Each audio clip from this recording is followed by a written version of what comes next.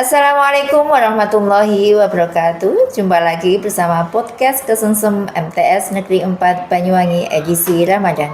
Bersama saya Lulu Anwariah.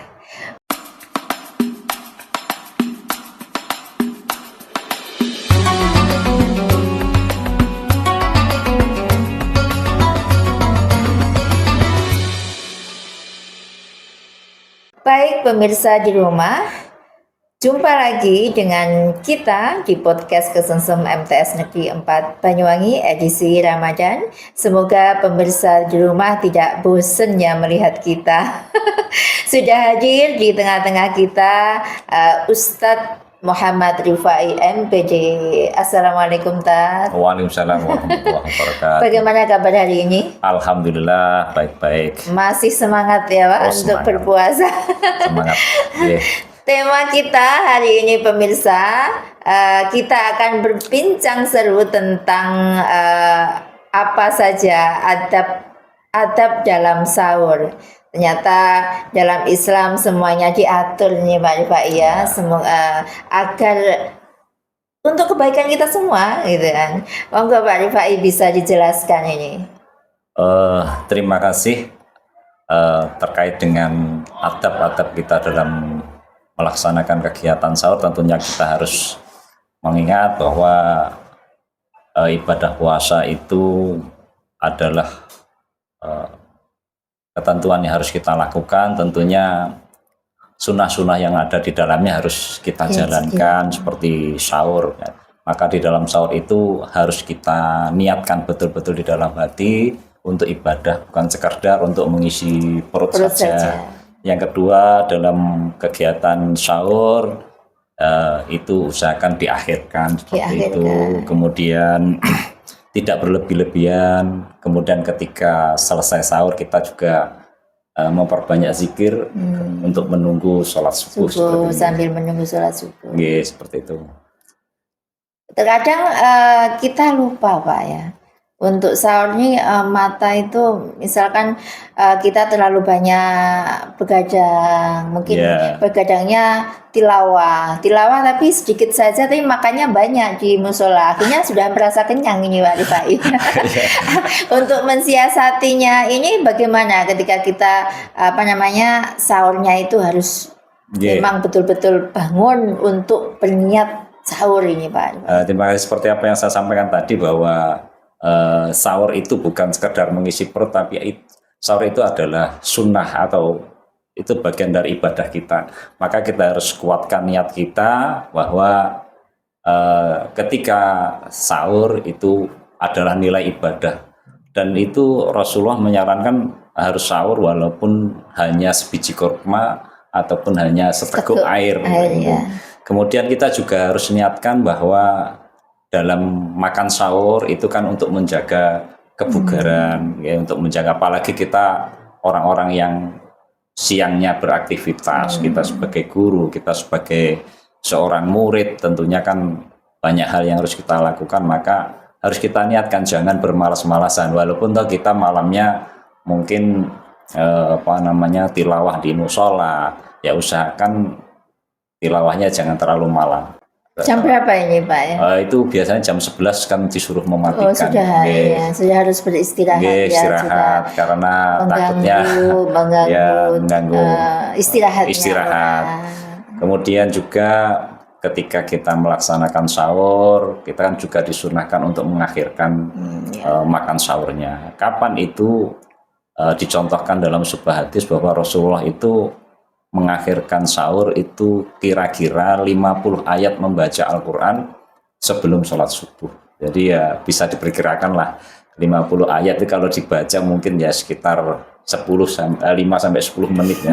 Biasanya tarhim itu kita minum dulu, imsak dulu. Karena kan ada waktu imsak. Sebetulnya rentangan imsak dengan subuh itu masih boleh sahur apa tidak Pak Rifai? Kalau untuk kehati-hatian ya usahakan ya ketika tahim itu sudah imsak itu sudah berhenti ya, sudah menyudahi sahur. Tapi kalau memang kita belum makan sama sekali ya, belum minum atau belum apa ya, masih diperkenalkan. Melihat mudaratnya ya, Ya. Pak Rifai. Begitu. Karena sebetulnya apa sih impact-nya nanti kalau kita tidak sahur pada kegiatan kita di pagi hari? Tentunya kan namanya tubuh kita kan butuh asupan gizi, asupan energi yang harus kita isi ya. Kalau kita tidak makan sahur, tentu pada pagi hari tidak lagi kita mampu beraktivitas, mungkin yang terjadi hanya ngantuk atau gimana. Kemudian tugas-tugas yang harus kita laksanakan itu ya menjadi tidak maksimal.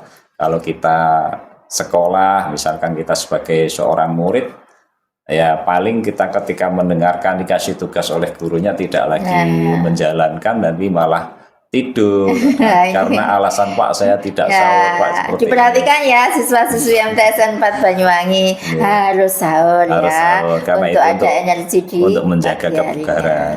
Tentunya ketika kita sahur ya juga tidak boleh berlebih-lebihan.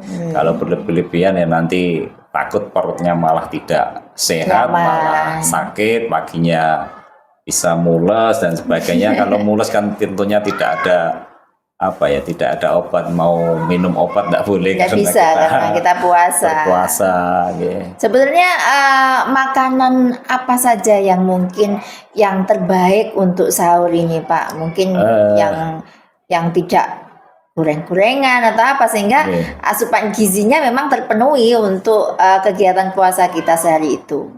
Saya kira kalau kita berada di Indonesia ya itu karena yang bisa mengisi itu adalah susu yang mungkin dalam waktu sahur bisa diisi dengan segelas susu, kemudian makan satu piring, kemudian minum air putih itu 2 gelas. Karena ada salah satu saran itu ketika kita puasa pada malamnya itu minumnya 2-4-2. Artinya 2 gelas ya. 2 gelas ketika berbuka, 4 gelas sepanjang malam, kemudian 2 gelas ketika sahur. Tapi ini kadang terlupakan Pak Rifai ya. Ini jangan dilupakan. Kalau dilupakan nanti takutnya ibadah kita tidak maksimal. Tetap ya 4 sehat 5 sempurna ini harus tetap diusahakan untuk semaksimal mungkin bisa. Harus diusahakan. Ya. Tapi kadang kalau Pak Rifai sendiri ini di keluarga Pak Rifai ini seperti apa ini sahurnya ini Pak Rifai? Bisa cerita sedikit? Kalau di keluarga saya sahurnya ya biasa karena menu favorit kami adalah sayur mayur, kemudian ya kangkung ini terutama. Tidak banyak lah. Ini bikin asam urat Pak Rifai kalau banyak ini kangkung ini Pak Rifai. Kan tidak berlebih-lebihan ya. Iya. Tidak berlebih-lebihan ya. Ya ada kenikir, ada kangkung, ya ada bayam dan sebagainya. Terong suka nggak Pak Rifai? Kubis, terong juga. Kemudian di sambal sambal tomat itu. Ya, harus ada itu kayaknya Pak Rifai untuk memberi semangat tuh. Ya, biasanya cabai ini memberi semangat kita untuk melek gitu loh. Ayo makan. Waktunya gini, kalau di keluarga saya itu biasanya sebelum sahur ada waktu 30 menit untuk bangun. Ya, misalkan subuhnya jam 4 ya, berarti nanti jam 3 kita bangun, kita cuci muka, wudu, kemudian ya kalau bisa ya sholat tahajud 30 menit. Dulu ya, biar supaya melek dulu lah ini. Ini ya ketika makan sahur ya usahakan cuci muka, karena saya tahu waktu di pondok dulu ketika sahur teman-teman tidak cuci muka, tidak wudu, kok gini teman-teman, itu jangan seperti itu kan kotor. Harus fresh dulu harus fresh dulu. Karena itu ada ibadah. Jadi sahur itu ibadah lah, banyak pahalanya. Dimulai dengan ibadah. Terima kasih Pak Rifai atas segala penjelasannya, semoga ini bermanfaat bagi pemirsa di rumah. Meskipun ini adalah sebuah rutinitas yang kita lakukan setiap tahunnya, tetapi alangkah baiknya juga kita tetap saling mengingatkan Pak Rifai ya. Ya harus. Baik Pak Rifai, mungkin ada hal pesan dari ringkasan kita tentang adab sahur ini kepada pemirsa lebih meningkatkan seperti apalah gitu. Oke, terima kasih sekali lagi bahwa kegiatan sahur kita harus ingat bahwa itu adalah ibadah, maka niat kita harus kita kuatkan. Kemudian jangan lupa bahwa sunnah dalam sahur itu adalah di akhirnya. Kemudian juga tidak berlebihan, juga tidak terlalu sedikit, sesuaikan dengan kondisi tubuh kita. Ya. Dan akhirnya saya ingin sampaikan bahwa sahur itu bukan tentang mengisi perut, tetapi sahur itu adalah mengisi hati kita, mengisi niat kita dengan adab dan keberkahan. Mungkin itu. Terima kasih Pak Rifai, sangat menginspirasi. Semoga bermanfaat bagi pemirsa di rumah. Kurang lebihnya kami mohon undur diri. Sampai jumpa di podcast Kesengsem MTS Negeri 4 Banyuwangi edisi Ramadan selanjutnya. Saya Lulu Anwariah mohon undur diri. Billahi taufiq wal hidayah wal afu minkum. Assalamualaikum warahmatullahi wabarakatuh. Waalaikumsalam warahmatullahi wabarakatuh.